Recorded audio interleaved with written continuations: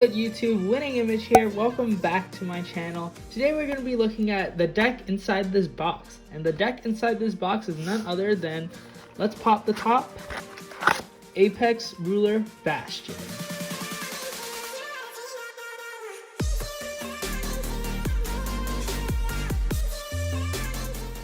So Apex Ruler Bastion out of set 2 of Brush with the Legends features only one upgrade, surprisingly.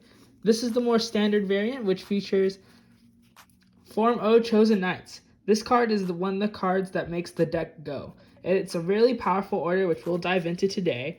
But before we get into that, make sure to like this video, subscribe to the Winning Image YouTube channel, and comment your thoughts on what you think of Bastion's upgrades. I personally think this deck is here to stay for a while because it's still dominating representation, and because of its effect to multi-tag, extend your battle phase. It's going to keep it around in the meta for a while, at least until hopefully set 3 could power creep it out. So without further ado, let's hop into the deck profile, starting off with the Ride deck. So with the Ride deck, we have Base, Fort, Rooks, and Bastion. These cards haven't changed at all. This is the same Ride line out of the start deck and that we played through set 1, so it's really good to see that there's some longevity in this play. Being able to reveal the top card, which is really weird, especially for this card, because you're probably going to hit an order or a PG 90% of the time, or a trigger. But you could always get an attacker, which is really nice. In certain matchups, you do not reveal, such as Eugene or Orfist early, depending on what kind of order they search, just so you don't give them as much information as possible into what's in your hand. Everything else is kind of self-explanatory. There's like a Persona variant as well of Bastion, which we will cover at some point, which is kind of different. None of that Blaster Dark shenanigans. Onto grade 3s, we of course have 3 copies of Apex Ruler Bastion, still sticking with the 3 for the main deck, Persona Ride, nothing more to say there. And then we have 4 copies of the best card in the game for a D standard in my opinion, better than Leonard I think still. Grand Heavenly Sword Alden. Counterblast 2, Soul Blast 1, call a card from your hand. If it's a grade 3, draw 2 cards. And then when it attacks, if you have 3 or more grade 3 units, including itself and your Vanguard, so you just need 1 more, it gets plus 5k. If there's a ban list at some point, this card has to be up for consideration. The fact that you could go 20, restand 35 on a normal turn is just insane with Bastion, and the fact that it can be splashed in any deck is just really good, which makes this deck a powerful engine when you run cards such as Fasado, which is another 4 of. This card can't be chosen by card effects, and then on hit, anywhere, auto, so you have to do it. I just see some people online forget it. Countercharge Soul Charge on hit. So this is really good, of course, because you could just call it in the prison matchup, make a front row of only these 2, and they can't touch your rear guards. They have to rely on their drop zone pieces, so Sarah Snow could get its triple drive, or against anything else that has spot retire, because a lot of things are getting retire cards these days. So just put it in the front, probably not going to be touched 90% of the time, unless they attack into it. This is the part 2 of the boys, as I call them, and the third part of the boys is Refluke. So Refluke, of course, is a grade 3 out of the start deck, which has the skill that put it into your soul, choose one of your grade 3 rear guards, and it gets plus 10k. These 12 cards, I believe, make the engine of Bastion perfect. All of these offer something that makes this deck worth and make it so that you have pressure in some way, shape, or form. Alden helps you maintain advantage, Facade helps you recycle your resources, and Refluke gives you power plays. So it's these 3 things that honestly just keep this deck atop. And as long as we have Vanguard Overdress, I think these will all be viable options to run your Keter Sanctuary deck. But as things are getting higher numbers, we have to play 4 copies of Actual Analyst Cocobeal.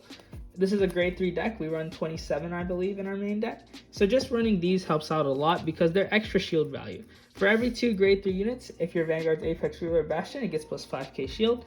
It's really good for that reason, just because you can just throw down as many grade 3s as you want. And since we run cards such as Dark Strain, there's some good synergies because Dark Strain at the cost of Soul Blast 2 can give all your grade 3 units boost. So when combined with a full field of grade 3s and Cocobeal, you're going to be able to have 15k shield just off that. And should you throw down another one, that's 20k shield off 1 card.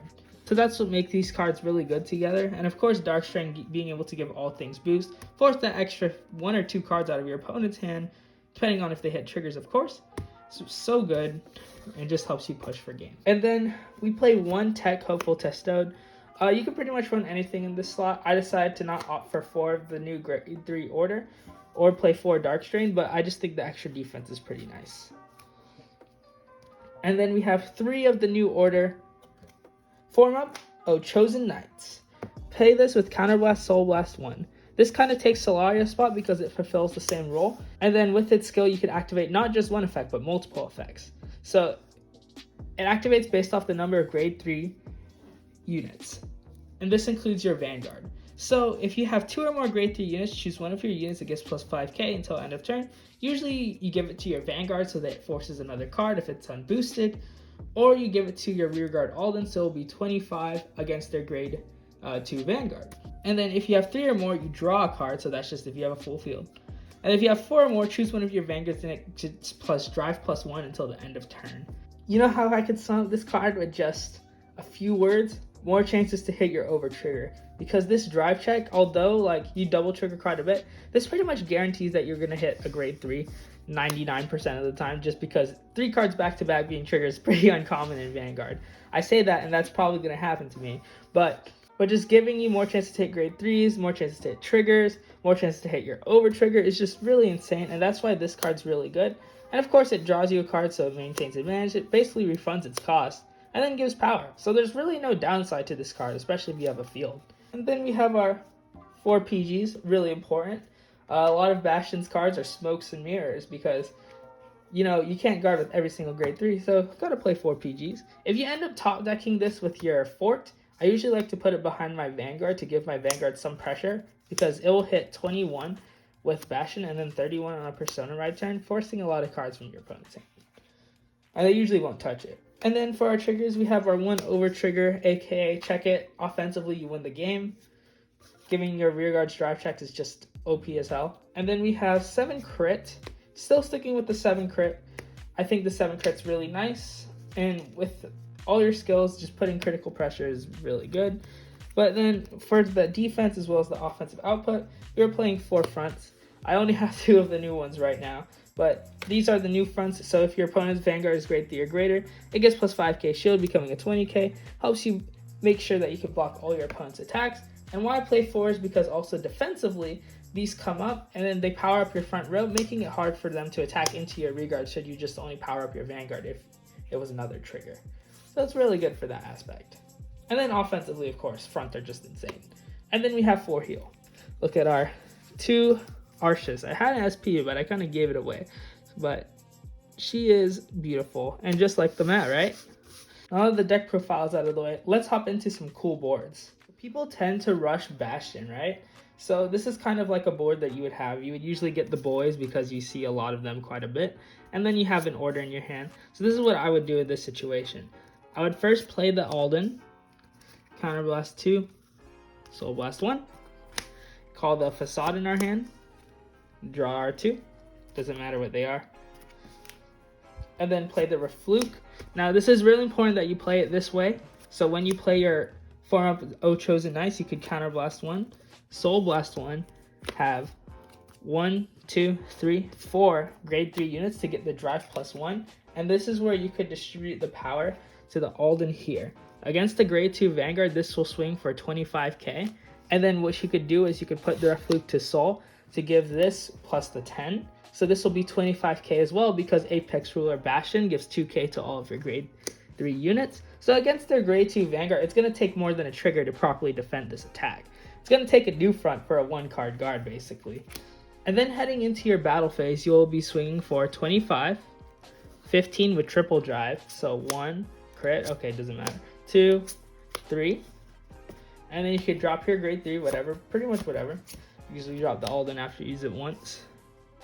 And then this will swing for 35, I guess, but 25 without the trigger power up. And then this will swing for 40 with all the power bonuses applied to it. So the plus 10k from Bastion and the plus 5 that it'll get again.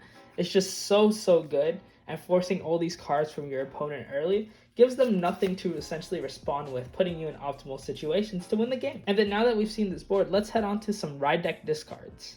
So when discarding for your ride deck, these are the kind of the 5 cards that I kind of look to.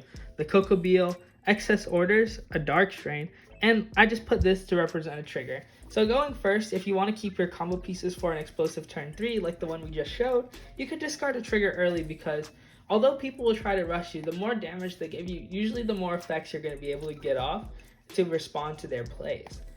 And naturally, with how Bastion is, you'll just naturally get back in the game 90% of the time. And then we have excess orders. So these orders specifically are very conditional or have specific things locked behind their abilities. So, and you also have to keep in account, these have no shield value, just like a normal grade 3. So if you have excess orders in your hand, you're free to ditch them whenever. Same with Dark Strain. Dark Strain is pretty conditional as well and requires a Soul Blast 2, and you usually won't have the Soul Blast 2 unless you refluke at least once after using Alden and a form of O Chosen Knights. And then we also have Coco Beal. Coco Beal isn't as big shield as a trigger, so even though it's a grade 3 and you could reveal it with Rooks, if you have excess grade 3s in your hand, don't be afraid to drop this even though it's shield value, just because you could always get back cards later with probably the other grade 3s you have in your hand. So looking at our first opening hand, we got a Refluke, a Front, a Coco Beal, a Critical, and a PG. Okay, this one's pretty simple. I think that the Coco Beal is a pretty mid to late game card, so I'm going to send that back. And of course our triggers, so that we could see them later. Let's see what we get. We got another PG, which is nice. A Front for shield. And then another Front. Okay, so we're going to be playing a little bit from behind here. This is where I think it's okay to drop triggers because you want to save some of the grade 3 combo pieces that you have in your hand, because you want to try and draw into your grade 3s later. And as we could see, okay, there's one. It's probably a damage check. We're not going to see some for a while. So with how kind of the thinning works in this deck, hopefully we'll hit our Alden before we reach grade 3. But it's kind of that aggressive mulligan that you kind of have to do with Bastion to make sure that you could get your combo pieces. Now let's head on to a second test hand. So for our second test hand, let's see what we get. We got a Facade, a Bastion, a Critical, a Fluke. Okay, now we're in business, a Coco Beal. Okay, so these is actually a really good hand.